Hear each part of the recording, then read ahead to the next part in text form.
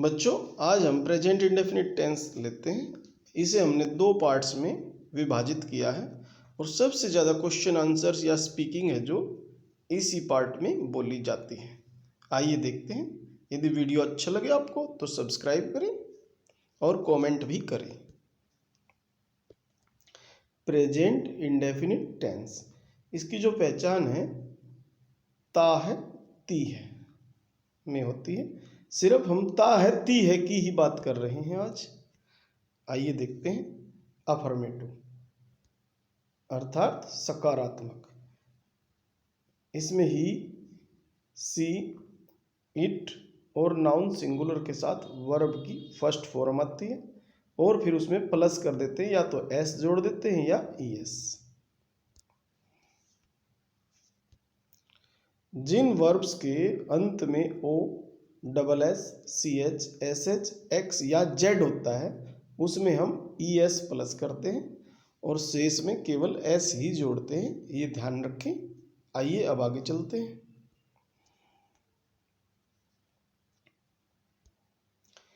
ही वॉक्स वह चलता है, सी वॉक्स वह चलती है, इट वॉक्स यह चलता है।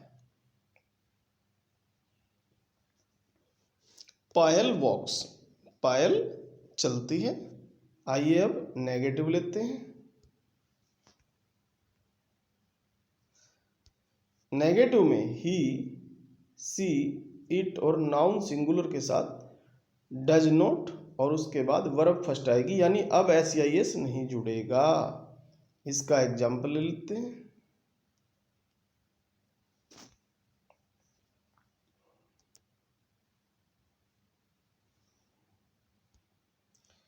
ही डज नॉट प्ले वह नहीं खेलता है, सी डज नॉट प्ले वह नहीं खेलती है, इट डज नॉट प्ले यह नहीं खेलता है। कोई जानवर वगैरह के लिए यूज है इसका, या कोई ऐसा बेबी जिसे हम ये नहीं जानते कि ये फीमेल बेबी है या मेल बेबी है। काजल डज नॉट प्ले काजल नहीं खेलती है। आइए अब इंटरोगेटिव ले लेते हैं। इंटरोगेटिव में डज आगे आ जाएगा, उसके बाद ही, सी, इट या नाउन सिंगुलर, और यहाँ पे जब डज आगे आएगा तो ये क्या की साउंड देगा हिंदी में। उसके बाद फर्स्ट फॉर्म और उसके बाद ये ऑब्जेक्ट की जगह है, अगर जरूरत पड़े तो यूज कर लेते हैं, नहीं पड़े तो नहीं, और फिर इंटरोगेटिव साइन। आइए कुछ एग्जाम्पल लेते हैं। डज ही स्लीप क्या वह सोता है, डज सी स्लीप क्या वह सोती है, डज इट स्लीप क्या यह सोता है, डज मुस्कान स्लीप क्या मुस्कान सोती है। अब इसके आंसर कैसे देंगे जब डज आगे हो, आइए देखते हैं। इसके दो तरह से आंसर दिए जा सकते हैं। Yes he, yes she, yes it, yes noun singular और उसके बाद वर्ब की फर्स्ट फॉर्म में एस या एस और उसके बाद जरूरत के हिसाब से बढ़ा लेते हैं। या no he, no she, no it, no noun singular, उसके बाद डज नॉट और वर्ब फर्स्ट, और सुविधा अनुसार इसे बढ़ा लेते हैं। इसको ज़्यादा डिटेल में इसलिए समझाया क्योंकि ये बहुत ज़्यादा यूज होता है।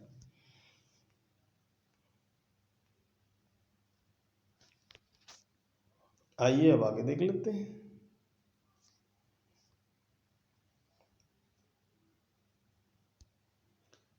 डज ही रन, तो यस ही रन्स, यानी डज ही रन क्या वह दौड़ता है, यस ही रन्स हाँ वह दौड़ता है।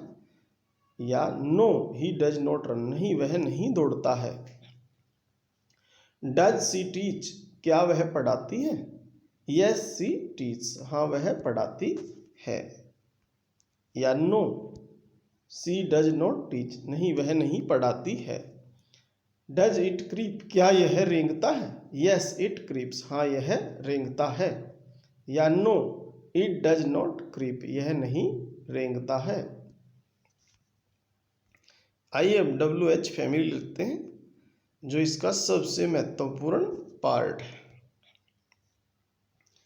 इसमें W और H होता है इसलिए इसको WH फैमिली कहते हैं। What does, when does, where does, how does, why does, उसके बाद जिस सब्जेक्ट की जरूरत हो, ही की जरूरत है तो ही लगाएंगे, सी की जरूरत है तो सी लगाएंगे, इट की जरूरत है तो इट लगाएंगे, और नाउन सिंगुलर की जरूरत है तो नाउन सिंगुलर लगाएंगे। और उसके बाद first form of verb, object की जरूरत है तो ऑब्जेक्ट को बढ़ा देंगे, वरना यहाँ तक ही, और फिर interrogative shine.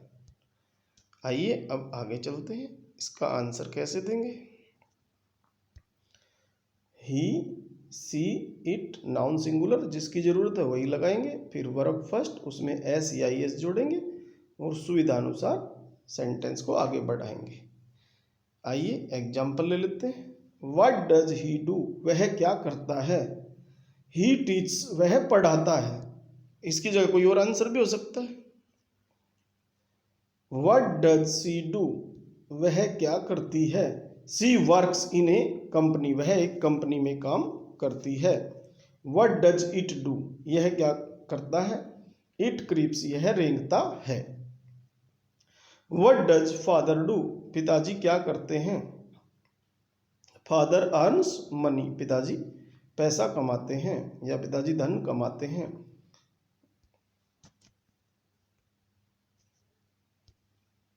What does Kajal by, काजल क्या खरीदती है। काजल बाइज ए न्यू कार, काजल एक नई कार खरीदती है। सबसे इंपॉर्टेंट रूल है ये WH फैमिली का, इसे ध्यान से बार बार देखें इस वीडियो को। What does Rahul play, Rahul क्या खेलता है। Rahul plays chess, Rahul chess खेलता है।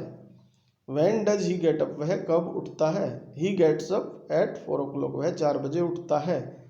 व्हेन डज सी स्टडी, वह कब पढ़ती है। सी स्टडीज एट नाइट, वह रात को पढ़ती है।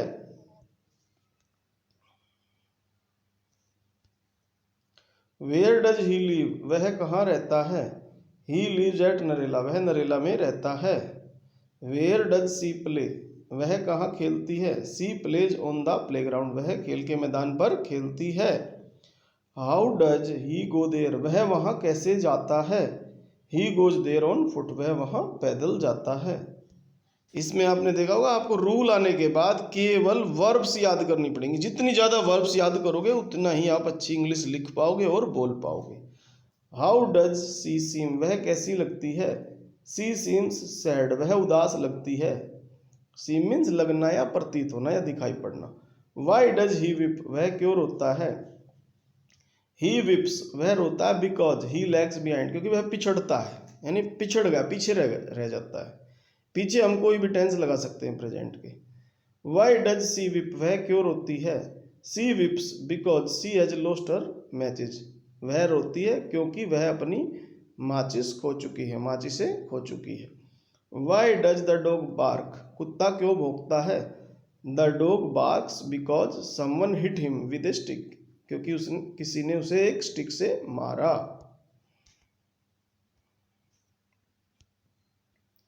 Why does Lencho seem sad, Lencho उदास क्यों दिखता है। लेंचो सीम्स सैड, लेंचो है जो उदास दिखता है। बिकॉज, क्योंकि his all crop was destroyed, उसकी सारी फसल नष्ट हो गई।